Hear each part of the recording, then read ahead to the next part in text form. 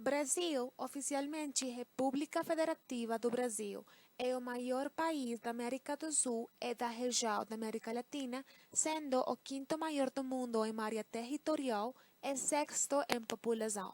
É o único país na América onde se fala majoritariamente a língua portuguesa e é considerada como uma das nações mais multiculturais e etnicamente diversas. Mas como foi a história do Brasil? Basicamente, o território que atualmente forma o Brasil foi encontrado pelos portugueses em 1500, durante uma expedição liderada por Pedro Álvares Cabral.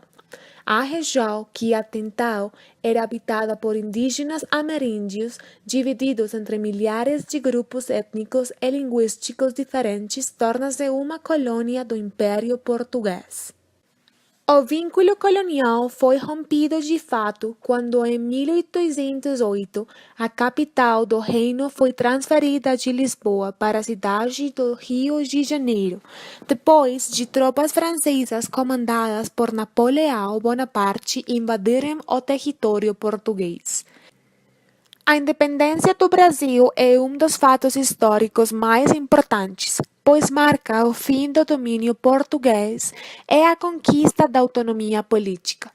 Muitas tentativas anteriores ocorreram e muitas pessoas morreram na luta por este ideal.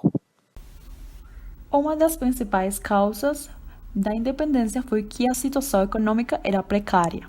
Na agricultura, a produção do tabaco e do algodão foram reduzidas e a cultura canaveira estava em fase de decadência.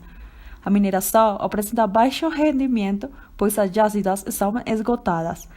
A indústria não se desenvolvia por conta das proibições da metrópole.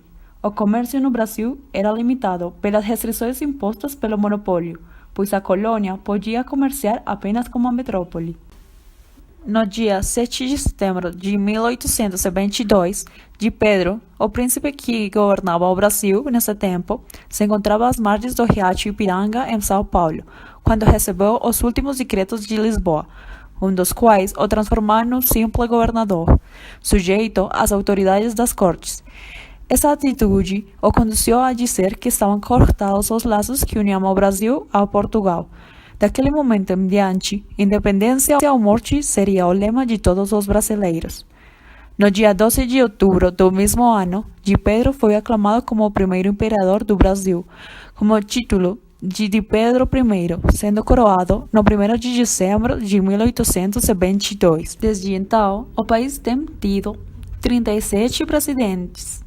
Atualmente, o Brasil sofre uma crise econômica e institucional, aliada a casos de corrupção por parte de seus líderes, que afetam negativamente a população que pede mudanças.